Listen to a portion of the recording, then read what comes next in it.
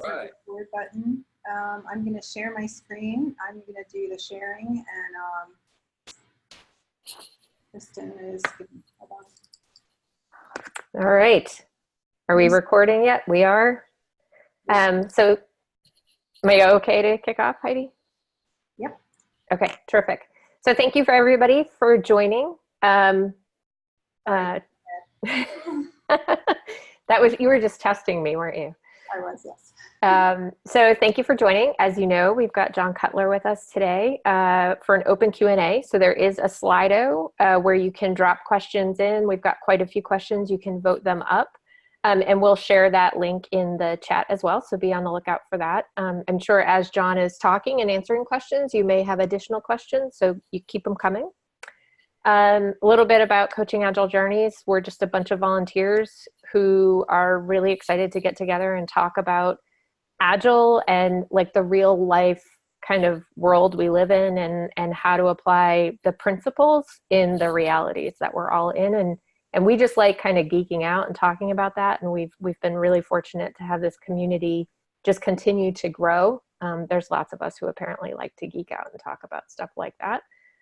We're pretty big on the open movement, as you can see on that last bullet item. That's a kind of a new focus for us, and we've been very involved with that effort. So you can check out our website, coachingaglejourneys.com, and learn more. There's all your co-hosts, whoever is here. If you guys want to wave a hand, we're all on there. I'm not going to read off the names because you can read those.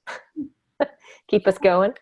And then we do all of this volunteer. So we do actually have expenses related to Zoom, related to, various other tools that we use to bring this to you. So if you're so inclined, we would love it if you could buy us some coffee and make donations on our website so we can keep this stuff going. And last thing, we have a new podcast that's Jeff's passion. Got us kicked off on that, and we've got quite a few episodes out there. You can see all the different places that you can find the podcast, so have a listen, and you can get more of this really beneficial conversation from the podcast. I think we had a couple of week break because we were all traveling and busy, but we'll be back to it hopefully this week. I'll get another one recorded this week. Yeah, no pressure, Jeff. Lots of pressure. We'd love feedback on the episodes. If you've listened to them, feel free to tweet at us. Coaching Agile Joe is our Twitter handle, or Open to be Agile is our podcast. So I'm going to stop sharing because we want to see John's face. Oh, wow, look at all the participants. That's amazing. So John, thank you so much for showing up today. And you have contributed so much to the community over the years, and your blog posts and articles. And we just wanted to thank you so much for not only contributing those amazing posts, and you're a prolific writer, but also coming on live today and sharing with our community of Agilists here. So thank you so much. I'm going to turn it over to you. I'm extremely excited to be here. And what I find fascinating is that the Agile community is so rich, and then you see these like really interesting efforts like this just sort of emerge in a largely self-organized way. And I think that that's wonderful. And when I just seeing people like come in on the call, this is amazing. I'm so excited to be here basically.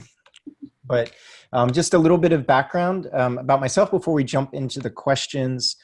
I took I think like a lot of us actually, talking to more coaches and more people involved, like when I took what I call an atypical path, but then I talked to other people and they also took really atypical paths. So I'm realizing many of us took atypical paths, but I spent my 20s playing music and trying to be a musician and living in New York City and doing sort of tech on the side in the summers when we weren't on tour and different things. And I really got kind of a late start at all this. It was into my 30s that I started to get more involved. And I had always had these different startups and product roles and UX roles and business analyst roles and things.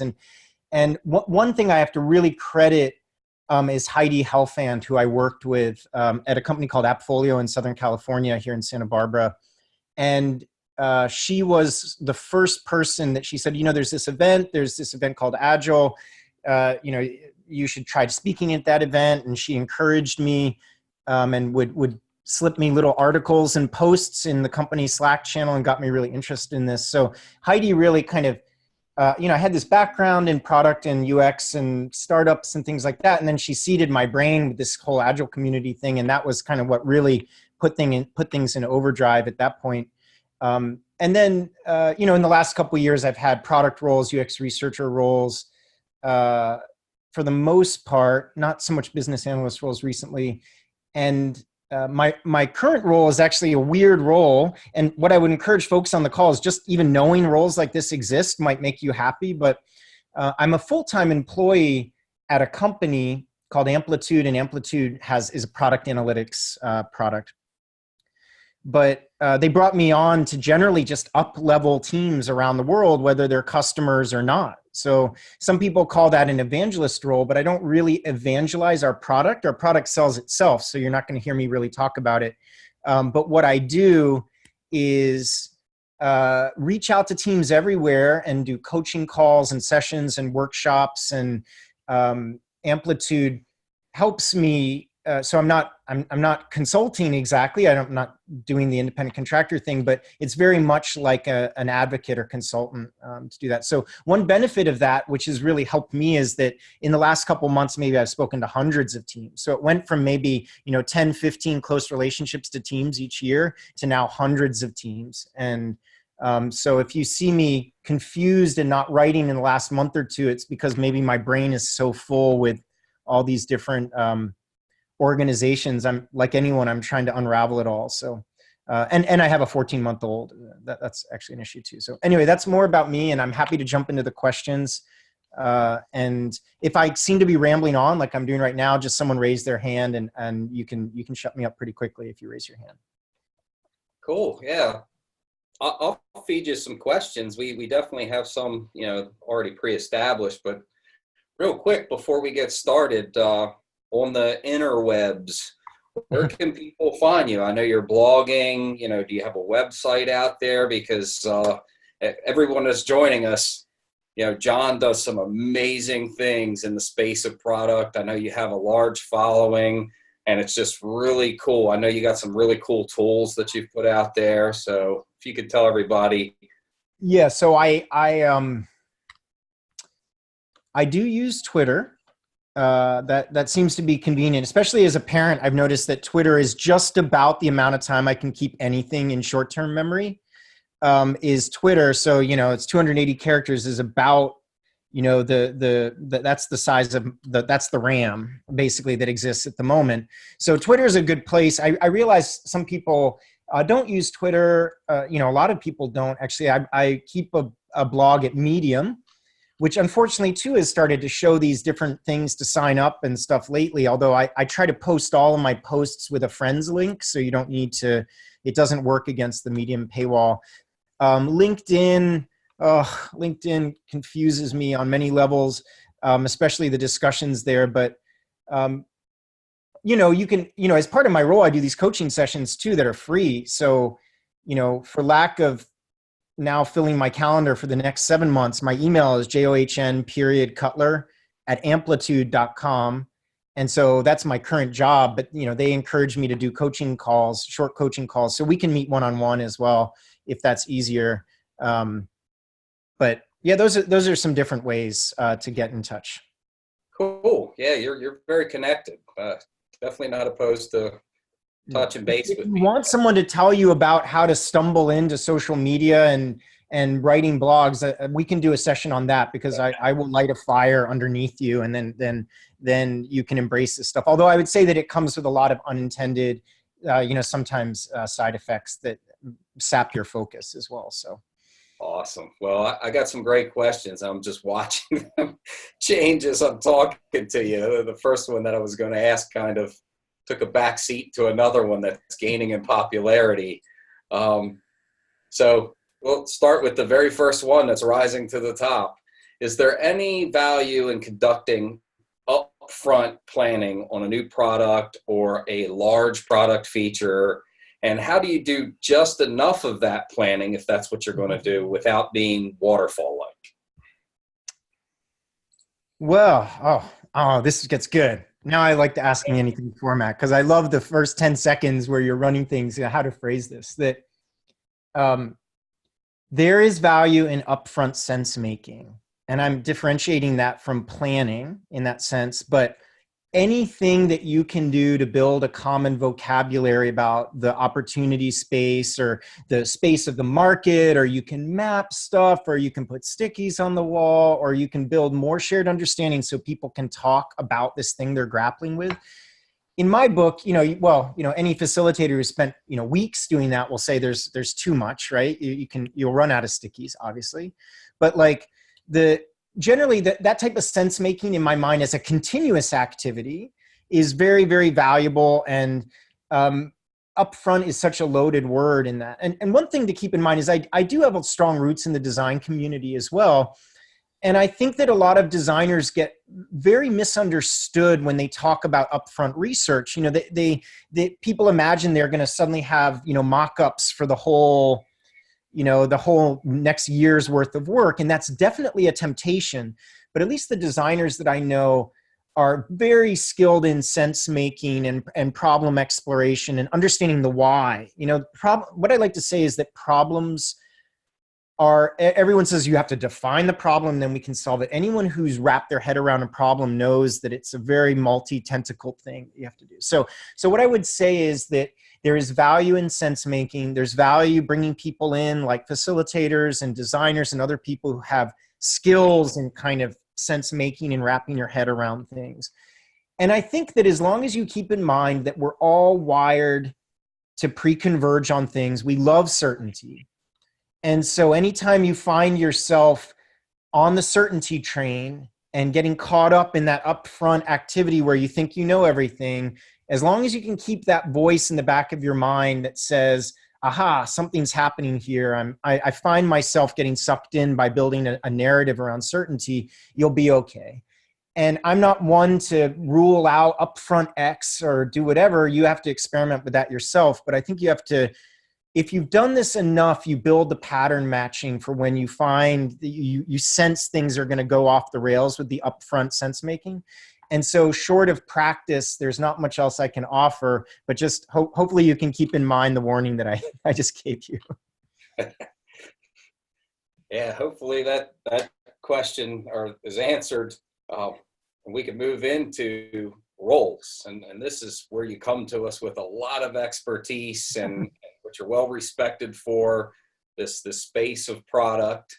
So I'm going to actually knock a few of them out with this question. So answer it free flow, however you want.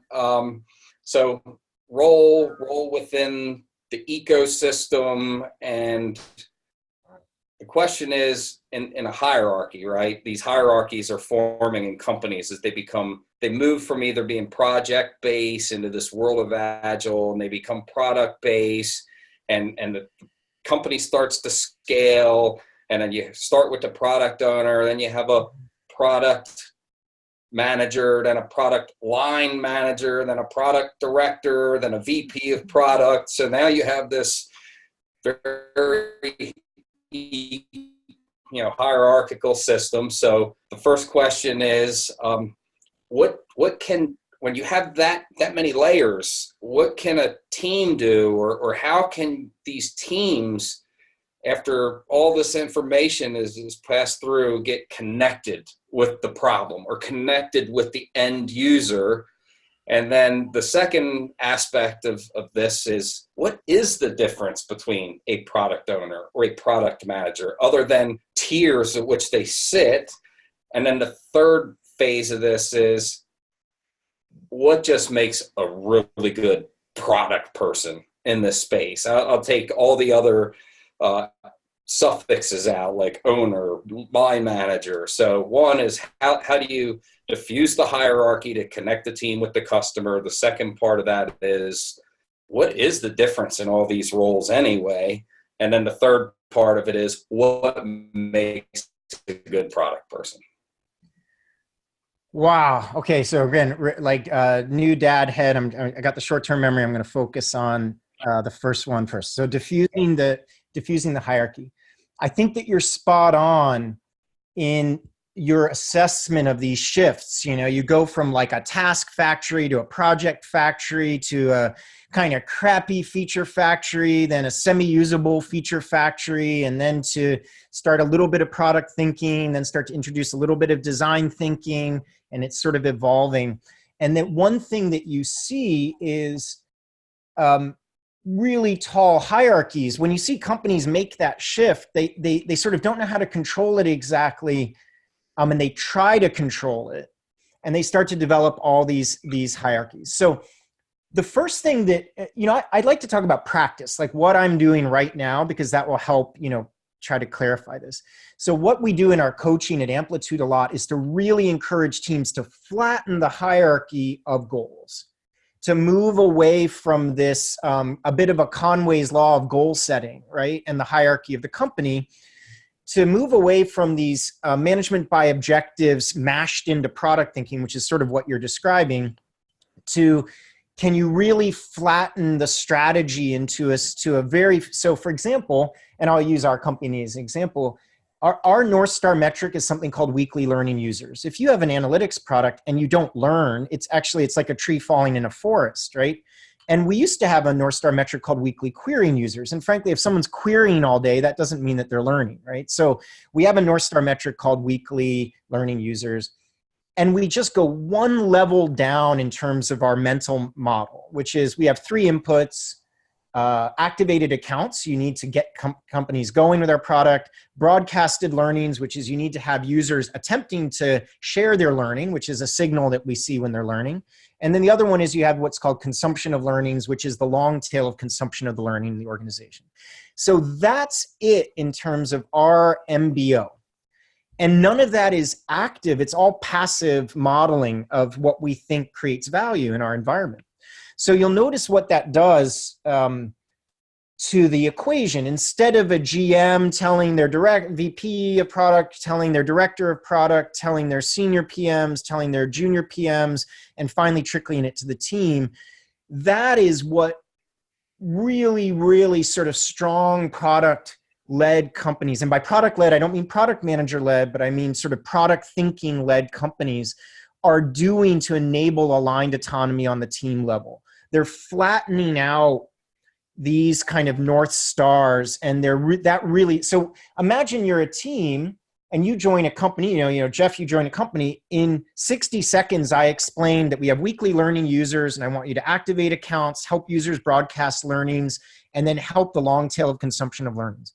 You've basically gotten almost all you need to know to be an active product manager in our particular company. So, you know, there's a lot to be said about this, but the way you flatten out that hierarchy and you flatten these things is cohesive models. And notice I didn't say OKRs. Notice I didn't, you know, get you deep into goal setting frameworks. I just said you have to flatten the goal framework and crystallize product strategy very, very distinctly. So that's one. So I'm giving you examples. Let's go through the questions. The third question about what makes a great product person. So my definition, and it kind of, you know, my definition of a great product person is someone who fosters an environment where the best decisions can happen reasonably quickly that helps the human beings who are going to get value out of your product out there in the world, right? And then also helps create a safe environment. But to be honest, I have a pretty sort of, you know, it's a John version, right? Like that's a pretty like self-affirming version of product. That's what I wish product would be, those things. But the best product folks that I meet don't make it about their ideas or about their super strategy or whatever. They're master sense makers, systems thinkers, and this is going to sound, I realize that this will sound wrong in a group of Agile coaches, but they help mold a game that makes sense. And I'm saying that more as like a game designer, not like a top-down game, like you're going to play my game, right? They help create this sort of beneficial game that's beneficial for the users, the people internally in the company, and everyone, that allows people to wrap their head around the bets that they're making and what they're doing. So, you know, I to get any more specific, it would take the whole call. But I think that the best product people are think about high leverage and aligned autonomy and context building. And to make this a very, very real example, when I'm on these coaching calls, I know instantly, I know within 4 to 5 minutes when I ask the product person about maybe the last 5 to 10 product decisions they had in their company, could you talk me through them? I know very, very quickly about what type of environment is there.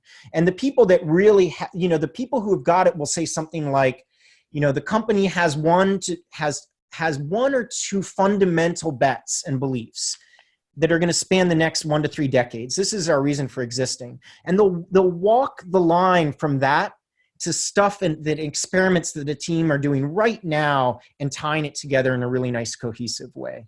And so very, very quickly when you're talking to that product person that they're a master communicator and context builder. And if you're an engineer working at that company, one thing that I've learned is when engineers or designers say, you define the problem, we'll design the solution, what they're really saying is your solutions suck. That's what they're saying. They're trying to be nice about it, but they're trying to say, I think that there's a better way of doing it. And when you have a product person who can create context like that, even if you have a bet, which is a build exactly this bet, people come along for the journey because they understand the bet and the calculus that's being made in the game that's being played. So I think that those are good product people. I told you about the short-term memory problem with the parenting thing. What was the second question again? Yeah. Well, you nailed 2 of them, but I want to stick with this one real quick as a follow-up, and this may cut into something else. PMP. I haven't looked at the rest, but this dovetails really well.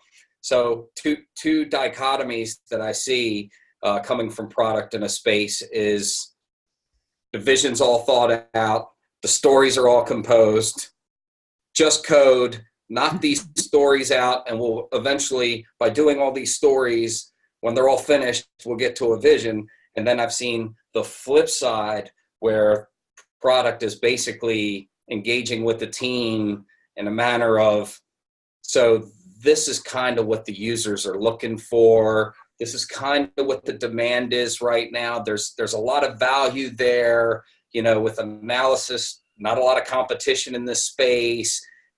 How do we do this? So one is using the developers as code writers, right? And then the other dichotomy is a product person collaborating with the team, not forcing them, but using them as engineers. Like you're a software, like let's think of a solution together. How do you see that working? Like what's maybe the better way, or what's your opinion on that? Well, I think so there's a bunch of interesting things. One interesting story from the company I'm at right now, which I can talk about because the company is that we've shifted to basically engineers and designers opting in. There's a pitch day and product pitches problem areas. And if, you're not that persuasive about the problem space and the opportunity for the company, you might not have designers and engineers for that particular period of time. So that's an end of the extreme. And frankly, it's working really, really well because we have a lot of safety on our teams and we have a lot of, that's not perceived as that could easily become success theater too. Every pitch is suddenly the best thing in the world. You don't really want that. You want what's best for the company. The one thing I would think about, so thinking about the audience and the agile coach, the coach's audience is you run a very, very real risk of teams developing a level of sort of learned reliance and learned helplessness with regards to the PM. And when I was working with Heidi Helfand at AppFolio, I would say it took about 12 to 18 months of skilled people, coaches, UX researchers, and other folks of being able to take a junior engineer, 22, 23 years old. We have a local university here. University of California, Santa Barbara. And we were really, really good at being able to take a really passionate young engineer and make them basically an effective product thinker to the point that product could have an extremely light touch with a team and just point the general direction, and then they could run with it. So I think that the challenge is it's very easy to imagine that everyone wants this sort of real open-ended direction, but it's hard. AppFolio was a really safe environment, and we had, a lot of support. And we had maybe production issues once every couple months, and it was small when we did. So there was very low reactive work. And even then it took 12 to 18 months of like going through the loop. And often people say, well, you mean the sprint? And I'm like, no, there's a little bit of a broader loop with product where you've got to set up a mission and you might learn some stuff and really learn about whether the stuff had an impact. So I think the long roundabout way of answering the question is, yes, we want product to frame this mission and teams to be really, really reliant about doing that. A, that takes a great product manager. B, that takes people who've practiced over and over again. And then C, it takes safety and it takes all bunches of things like that. So what I notice in companies is suddenly they say, well, we're doing Scrum. We've got autonomous self-organizing teams. We've, have this PO who, has done this for 2 days or something. And then we've got all these folks and we're going to do it like this blog post says that product teams are operating. And they just fail to see that it's actually a skill that takes practice and takes safety. And so to get to that, you described a spectrum. And I think that if you said to a CEO, do you want a ticket factory that saps the souls out of all the people who work where you are? Or do you want an outcome factory that's, engaging for everyone? No CEO is going to sit there and say, I want, or very few are going to say, I just want to beat the teams into the ground. They're going to want that outcome driven thing. The nuance is that people just miss how much work and care and attention and care and love that takes to happen. So I don't know if that answered your question. I kind of went off a little bit, but you get the idea. Oh, no, the thought complexities of people are definitely different than the game plan that's put on paper. It's interesting. So you got to kind of, I like what you said, the broader loop. It's really inspecting that broader loop. It's pretty cool. Someone's making a good comment. Yeah, factories is really, really not the term that we want, right? But you get there. You get the idea. The other part of the question too is what's the difference in all these product roles? Is there a difference? And do we need 2 roles? Do we need any? Can we just call it product? Yeah, a product Sherpa or something. So I think the important thing is just see this from a historical standpoint, is that anytime you get roles in sort of an emergent space with a lot of moving parts and a lot of different companies, you get this sort of move from generalization, white space filling, take a little bit of the legacy of the past role and mash it into this new role. And then over time, you get specialization. So for example, now you see people who've been doing this for a long time. They're really good at healthcare informatics, and they understand that space. They understand that dynamic. You see other people who are really good at sharing product thinking across an organization. So that's a little bit of a specialization. And so I think that any attempt with product management at the moment to either, define it or unravel the roles is probably a little too early. I mean, I know people who work in shoes and apparel, and those product roles have been stable now for 20 years. I mean, you own a P&L line, you run that, you collaborate with design. There's elements to that. So I would say that it's still in a sort of emergent space, and that makes it very, very difficult. One thing I would say though is that, I'm not a big fan of this PO-PM dichotomy. I see how powerful it can be to connect teams directly with the human being out there in the world who's using this thing. And anytime you accidentally introduce proxies, or you have a herder mentality, or and I'm not saying that happens automatically when you have these different layers, the particular role, but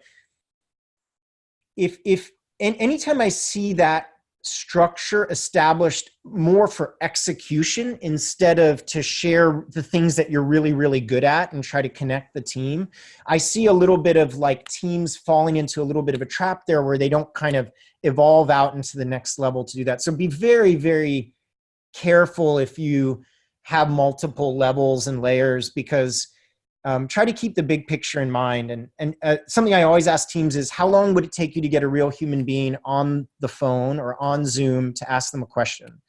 And honestly, it ranges from 4 minutes to 4 months or never. And so try to wonder where you fit into that particular, spectrum, and while introducing. Yeah, that's great feedback. I really like that last part too, is getting someone on the phone.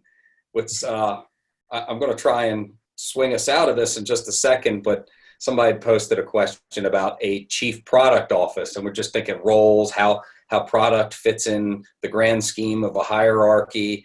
So what are your thoughts on a chief product office? And I will tackle this question with you too. I've seen pros and cons to having a so-called single point of decision-making of a mixed VP of product / engineering or technology, where those two worlds could come at a stalemate of, we won't do that. Right. Oh yeah, you're going to, but so there, chief product office and a shared VP role of product / engineering VP. I don't know. I mean, there's many examples of CPOs being functional as they are dysfunctional. So that's it. Just flip a coin on that. So let's think about it from a first principles angle. Like, if all you're doing is creating these roles because, there's this trap of the unhealthy tension cloaked as healthy tension, and you see that a lot in some of these, companies that are trying their transformation. And so they either hire, chief data officer or chief product officer, or those types of things. And that's, granted, sometimes that's the optics and the kind of the incentives and stuff that are necessary to get like a lot of things to click over in the company. But then lots of times too, that's just, it's just structure it's just structure for structure's sake. So let's not go too deep into that. I'm going to defer on the CPO. But, as for, it's very, very interesting actually, is that, I think it's Toyota. Toyota had the chief engineer who was a successful product person. They were the person driving in the car with the American family for a year to understand the user. They understood how to build a car. They understood all these particular things. And so, we're seeing increasingly, or at least I'm seeing increasingly, a lot of, engineering leaders who are also really skilled product folks. And depending on the domain, they've nailed these particular things. So I don't like to go in dogmatically and say that you have to have the sort of triangle to make this work, because I've seen organizations that have like a, chief product person who's actually also wearing a CTO hat at the same time and has other people working with them. So I don't know, I'm going to get lost on org structure questions because I'll keep saying it depends. So let's move on from that one. Yeah, I was ready to move on from the whole roles and hierarchy and structure situation anyway. So this should be a fun one, like understanding value of a product. What are some tools you use, whether they're tangible tools or thought-provoking tools, to understand the value or the priority of a value, and how do you articulate this to the engineering team so that you could connect the work that they do with the value that's being delivered, basically making their work meaningful? So one we spoke about earlier, just because I can talk from our experience in the company, is having, so I'm going to get conceptual for a second, but let me just describe something. So we all have a shared mental model for the environment, the ecosystem, the competitive landscape, how we, what we believe our customers value or whatever. That's one part of it. And then from there, the next step is to identify leverage points and opportunities in our mental model. So imagine we have a garden, we look out, we get 16 inches of rain I'm looking outside, we have a nice farm behind me. So we've got 16 inches of rain. The soil is like this or whatever. So that's our mental model for the environment. And so the opportunity layer of this is to talk about potential leverage points. Well, with that much rain, this stuff grows. Kale is good in Santa Barbara. They legalized, recently growing marijuana. There's a lot of different things involved in Santa Barbara at the moment. And then you have the intervention layer, which is like, we will try to plant kale, or we will try to do these things. The part that I see missing in a lot of organizations is that first thing that I talked about, which I alluded to earlier with the North Star framework, other things like that. So if all you're doing is trying to persuade people quarterly or on a story by story basis or whatever, you're always going to have this gap in the mental model. And that's going to see how people's long-term efforts. So what I like to say is products and features are temporary. Today's solution is tomorrow's opportunity, and you're going to disrupt it. You know, when I worked at Zendesk, you know, an agent answers a support ticket. Well, in 3 years, maybe machine learning will answer a lot of the support tickets and then escalate those particular things. So the first thing, and I know this is conceptual and maybe hard to communicate over a call, is anything that can be done to create the underlying value system about how human beings are getting out of your product will withstand the sort of vicissitudes of product and whatever you're doing at that particular point to help tie people into, you know, what's really, really valuable. So that's one particular tool. The second thing is I play a lot of games with teams. One, okay, you stop building everything right now. Like you keep the system like from falling over, but for 1 year, you're not going to build anything. Can you point to these like quarterly statements and tell me what numbers are going to change? Oh, we can, nothing. And, you know, you talk to a lot of product teams, what they'll actually say is sales and marketing will pick up the slack for a full year before anyone notices whether we built anything or not. We'll miss a couple deals that we did our sales-driven deals to be able to close, but really no one's going to know. And then after a year, you start to identify like these core elements of the financials and the health of the business that will be impacted. And so I think that, again, this sort of ties into my first point. If you can't talk business to the team that you're working with, and if everything is a sort of mythical you know, thing, you start to lose people a little bit. You know, they understand that today's problem, but they don't understand how it impacts the business. So that's one thinking exercise to do that. I've used cost of delay kind of effectively with some teams. Other teams, you know, it takes a while for them to wrap their head around. So cost of delay is, you know, the opportunity cost of a particular item that we're working on. And then to close, nothing beats stories about human beings having a better life because of what you're doing. And I'm into metrics, I'm into measuring stuff, but at the end of the day, if you can tell stories about failed and successful attempts to make people's life better with what you're doing, that beyond success theater, right? Like success theater is the CEO saying, we got this great quote from a customer. I love you guys. That's not a deep story. You know, like a 30-minute story that incorporates some of the design research before you started, a little bit of what the team tried, what worked, what didn't work, feedback from the customer, maybe some analytics to show how they were successful in that thing.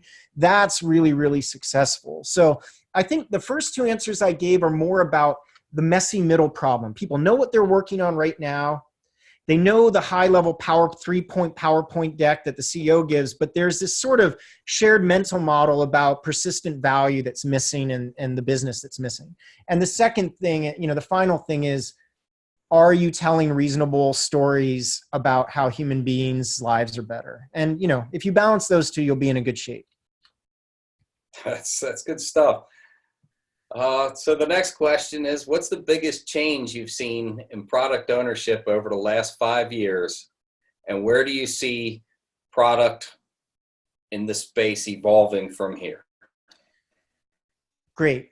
So I think that what you're seeing with product is adapting to our changing organizations, changing consumer habits. So I'm going to get, you know, kind of deep for a second, but this all maps to the change in the landscape in general. So what you find in a lot of business-to-business products is a lot of disruption, a lot of consumerification of the UX of the products that people are using, a lot more choice that customers have.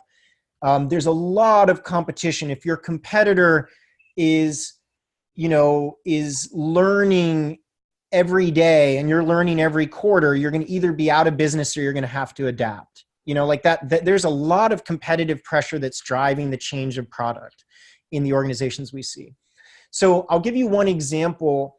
There's a strong shift in product thinking to the idea of lifetime value of a customer versus acquiring the customer. So that's easy to say, right? What does that mean? But what that means is if all you needed before was sales and marketing to pitch the features of your product, and then you could pull someone in to take out their checkbook and buy your product, and then they were stuck for the next 20 years on some crazy on-prem solution, or the shoes that they just bought or whatever, product is going to take a different role than to give you an example, I was talking to a company the other day that their eventual monthly recurring revenue from customers is only 1/10 of that is established on the initial sale. 9 times more revenue is created by the follow-up expansion revenue from that customer than is generated from the original sale that they have. So anyway, to get product nerdy about this for a second, all these changes in product that you're seeing are driven by a lot of disruption, a lot of competition, a lot of changes to how people pay for products, a lot of the standards we have around usability. A great example is 15 years ago or 10 years ago, the bar for UX. If you're a product manager and you kind of looked at that and you're like, that seems kind of broken, let's fix it or let's not.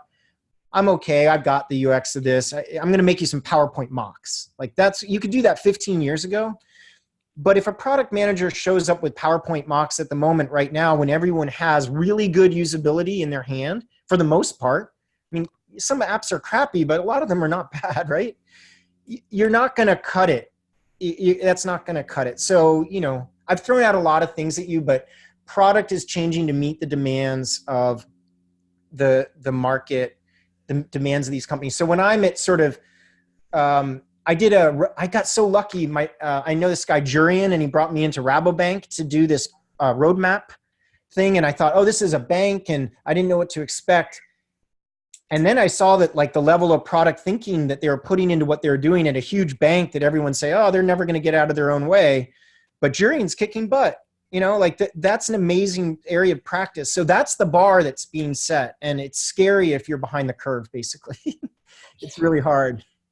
I've also seen it where high fidelity prototypes were put together, but they weren't working models, and it was all throwaway code. It was built in something like Sketch or something of that nature, and it goes in front of a customer and it's sold that way. Cool, look at what we have. And then the complexity to produce that is so complex that it takes to get that full model that they've just seen and we're touching and playing with months later, maybe even a year, but you just had it. I was just using it, and they don't even realize it was vaporware. They thought you were selling something. The other thing is that design tools will always be. I was thinking, sorry, there's a little bit of a delay there when I talked over you. Apologies. One thing is design tools will always be used for good and evil all the time.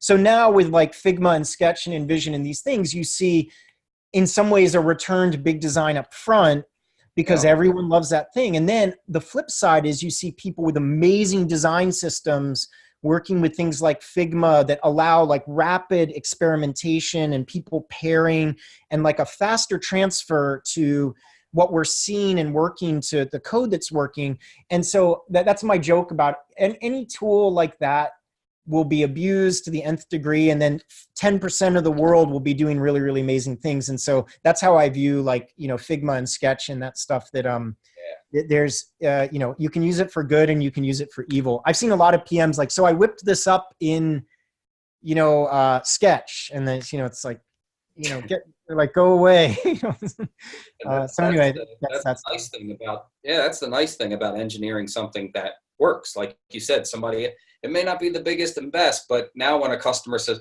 it'd be nice if it has this. Well, now you're adding to something that already works and building it out, whereas the person that pulled that smoke and mirror stunt has nothing that works. It's not even sellable at this point. It's an interesting way of thinking about it. So I can do 5-word answers too if you want. We can do rapid fire session. Yeah. No, this is going good. I like when you get into the depth of it. It really unlocks the way you think about things, and I hope that everybody's finding that beneficial. So you advocate for the teams to talk to customers directly. I got an interesting story on this, and you'd because you'd said 4 hours to get someone on the phone, up to 4 months, And the question is, how might we advocate for this to management if they think the product manager owner, if they think it's a product manager owner role? And the funny thing was, when I worked at one of my former jobs, I was into the system, the app that we were building, and it was for data management. And it was a web interface, a basic portal. And I went, oh, this is the person's phone number right here in the office. I'm going to call them up. And everybody on my team's like, you can't call them up. And I said, yeah, I can. And I picked up the phone at my desk. I said, hi, this is Jeff from so-and-so. I said, what? This is the actual people that write the software? Like, the person was blown away. This is the people that write the software? Yeah, do you got like 5 quick minutes where I could just, what do you think of that software? What do you find difficult? This girl was floored. She wanted to keep me on the phone, and I was writing down notes, and I said, here, I'll try to call another one. And I call up, what? This has never happened. We always ask, who can we give feedback to? These people were blown. Everybody in my room started picking up the phone and calling, hi, this is so-and-so from, oh, that's cool. Then we compared notes, and we started to create this different product roadmap, but we broke the rules. That was well, I think the rules, I think I'm seeing in the chat too, people saying, this is not possible in environment and things like that. You need to create this. Here's my take on it recently, is that it's so easy to think of this as sort of like a philosophical, dogmatic debate, like the better ways and the retrenched people, or, I'm not a big mindset discussion person either, but one way to think about this too is that we're the heretics. That's to start with that thing, right? So when you take that particular model and you understand that, we're all nerds of this stuff, so we're operating in the like 5 to 10% of practices, and that's the truth for another way to think about it. And so I think that once you understand that those other people are being perfectly rational based on their, particular setting and what they brought into it, that's when I think you can create these, small experiments. Because at any time, great example is, it's funny how this works. Like, I met a CEO and they were they knew all the answers, right? So they were going to put together the roadmap. But then they saw this thing about Google Sprint, which is this idea you kind of make a product in a couple days and you go out and you test it. And for some reason that stuck with them. For some reason, Google did it, and it takes 4. I think they were obsessed about the 4-day part, that we're going to build something in 4 days. They misunderstood Google Sprint, right? Mm-hmm. And so, like, the thing that was funny is that was the safe to fail experiment or probe that suddenly, after the Google Sprint thing, it was like a phase shift. The next week it was like, how can we not operate this way? To do that. And so I would think another thing that we find, at least at Amplitude, we deal with a big range of companies ranging from like B2C, Silicon Valley companies up to Anheuser-Busch, like this is a big range of companies. And, I would say that the analytics would help. Like, I take a pretty balanced view of measurement, but one real catalyst for talking to real people is that when you see just how messy actual uses of the product are, when you see that someone returns the same screen 9 times and goes through the first phase of the workflow 15 times and never gets to that same next step, that can sometimes be the catalyst to let you pick up the phone, the phone and do these things. The irony is that marketing will not even think twice about peppering 10,000 people with some crappy survey.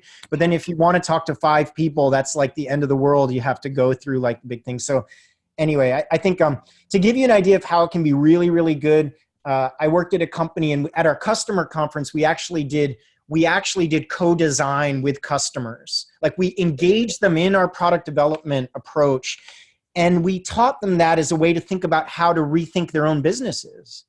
And so what I think that a lot of companies don't understand is that by engaging with your customers about the inner workings about how you work, actually really inspires your customers and makes them more confident about the idea of sticking with you, as they learn for their own businesses as well about how to do things. So it can get better. I'm sorry, I know that it's hard. It's really hard. No, that's good stuff. I think I've seen like, oh, what do you call them? These on the spot user experience engineered solutions. I think there was an eyeglass store out there that did it, where they were going to build an app and take customer feedback right on the spot. And those things, you know, it's breaking some of the molds. And this kind of like segues into the next question anyway, is what are some things you feel that people could use, or good practices or ways to iterate on the product or improve the product, or any type of tools? I know some people have used Optimizely, you know, there's telephone service. I've been in organizations where they get calls all the time from customers, but never tap that knowledge of what do you get the most calls about? You know, like maybe we should focus there. It's just, these people just handle the complaints and we keep moving with these new features. So yeah, that's hard. It's hard because I think I'll keep these really quick, is that it's just using the right tool for the job. It's like a lot of people, you know, allow customers to sort of vote on features and things, and then they create their own mess. Like they create their own, they're not framing the problem or using those appropriately. You know, A/B testing tools are great for A/B testing. I think that one, you know, I will give you the most tactile real world example is, I just wrote every bit of customer feedback on stickies and covered the wall with 400 things. And we did every day, we were grouping and rethinking about that. So you don't need a fancy tool to think more, take a more systems thinking approach to be able to get customer feedback to do things. I mentioned the data aspect of it. I think that one thing that people miss with the analytics is often it helps you find the human beings you need to be talking to. And so for example, our product is very, again, I'm not selling it, this just happens to be the case, is that we're very big into behavioral analytics and sort of behavior-driven cohorts and personas. And so what you often get with these sort of fake personas, you know, is that people shoot holes through it and it's kind of hard for, you know, to get traction. Then UX has more evolved personas, but they're still hard for people to wrap their head around. Behavioral personas can be really effective to try to zero in on those people who are having trouble, so then you can reach out and do qualitative. One thing about PMs that I think people don't realize is there is a deluge of feedback. You are sitting under thousands of pieces of feedback every day. And so when I see a team have thousands of pieces of feedback and only act on 10, small number of them, I feel bad for the customers. You don't need, why do you need 10,000? Why do you need customers investing all that time if you have no structured way to be able to work with a particular feedback? And so, you know, using the analytics to be able to zero in on those cohorts of people and then pick up the phone, you know, now the tools are great. I mean, you can target a set of customers in your product and then give them a very simple link which says, we realize that you're a frequent user of this particular thing. Would you want to jump on a call with us? You can put something on my calendar right now. My name's John and I'm here to help you. So you get this, the tools can allow you to highly personalize being a product manager and reaching out to the right people.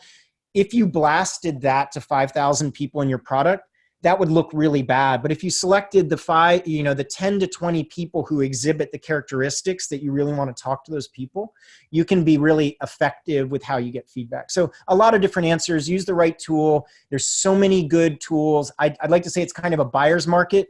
You know, companies like mine and Optimizing people are falling over themselves to show you how cool this stuff is. So, you know, go and have fun, I guess. Yeah. How do you make what you have intelligent? And so, like you said about your product, you could query, but you know, how do we make it so that we can act on it? Yep. Cool. Let's see. What are some things that a PM or a PO or a product person can do better that could become, so they could become a better product person? Oh, great. 30 seconds. Keep a diary. Keep a daily diary, and always have an up-to-date mind map of risks and opportunities and your sort of mental model for the state of your thing. So the challenge I give to PMs is, imagine you were a new parent like me, and you had no short-term memory, and you needed to look at something to be able to jog your memory right now about your sort of mental model of the state of things. How could you reconstruct that history so we could have a conversation about it? What are your risks? What are your bets? What are emergent opportunities? Who are the personas? Whatever you'd need on that one-page mind map, and whatever you'd need in terms of keeping a diary is high. The problem that PMs the coaches on the call probably all have is product people are so reactive. They're like a chicken running off around their head cut off, right? I mean, they by the time they finish those like 30 meetings that week, it's like you can't even get through to them. You're talking to them, you think they're saying something, but they don't even know what they're saying. And so I think that if you can coach them to be more deliberate and more structured with their thinking, and to slow it down a little bit, give them the space. Look, if you have to decide between making a PM jump through a bunch of hoops first thing in the morning versus giving them 45 minutes of sort of alone strategic time and then helping set up a stand-up after that and help get it set up for them, it's better to have them slow down for them than to jump into their stand-up with their full cup of coffee, like with their, like not knowing what's going on. So as coaches, you can help kind of create space for the product manager as well to do that deeper thinking, journaling, diary keeping, and then also sort of mental model keeping. There's no reason why a PM should go through a circus to come up with a roadmap. You should have it up to date all the time. And, you never know when you'll be cornered in the hallway and be asked for it. So why not just, if it hurts, do it more often. So if it hurts coming up with the roadmap, then just always have it done. It's an easy solution to that. That's it. Well, we're almost out of time. I really, John, this has been great. I'm so glad you made time for us to come on. We were so excited to get you here. We've had an amazing turnout. Everybody that joined us today on Coaching Agile Journeys, I just want to say thanks for being here to hear this Q&A interview with John and upvoting and providing questions. And any closing remarks, John? Again, thanks. We really appreciate it. I think that Mary Poppendieck has this quote about the islands of software development are receding. And it was in Lean Mindset 2012. It's been 7 years now. And then her first book was 2008. And, Mary's sort of writing around about this stuff. And I think that we still are struggling with these sort of boundaries and silos. Oh, it's the product person, or it's these particular things, and it's UX, or it's design. And I think that I'm biased because I've sort of played in all these spaces, and so I'm going to be biased to think that it should all be mashed together and do these things. But I think that anything that it really boils down to safe teams and, and practicing and working on that muscle. And I think the open movement is very interesting because it sort of ties into what I'm saying. Whatever the problem is du jour, you need an operating system to be able to think about problems and to engage people in those problems. And so one thing I would say is that product can often be really stressed and aloof and defensive, but they're members of the team as well. And the more you can kind of pull them in and kind of engage them in the thought process around Open Agile and how you should be self-repairing and how you should do those things, I think that they'll gravitate towards it. When all you do is this really contentious relationship, what stories do you have? How many points do you have? What are you doing? What are you doing? You're never going to pull the product person and designer in. I deal with a lot of designers, and they think of this very adversarial relationship. They think about doing design with Agile, for example. And then when you talk to them about first principles, they're like, oh, wow, we've always worked like that. We just had to give things to a manufacturer to ship, but you're talking about extending the iterative phase, and we can work like that. We'd love to work like that. So anyway, build the bridges that you need to build, because there's a lot more in common, I think, between these groups than you might assume when you just sort of go from, last week's retro, where you invited the product person, of course, right? Yeah, exactly. That's a whole other can of worms. All right. It was awesome. If anyone has any questions, Twitter's good, or you can email me at john.cutler@amplitude.com. While I'm working at that job, that's going to be my email address for a bit. And then, thanks a lot. This was great. Cool. Thanks. And don't forget to register for our next event. I saw Daniel Vacanti's talk, Don't Be a Ditka. Lean Agile US this year. We invited him on, so please do go ahead and register and tweet out your thoughts about this event as well. Thank you so much again, John. It's been great to have you. Cool. Look forward to seeing you on Twitter. Yeah, anyone who's going to be in New York at QCon, I'm going to be there on the later this month too, if you want to sit around and talk about this stuff. So, all right, talk to you soon. Cool. Thanks, John. Thank you. Everybody. Bye-bye. Thanks, everybody. Bye.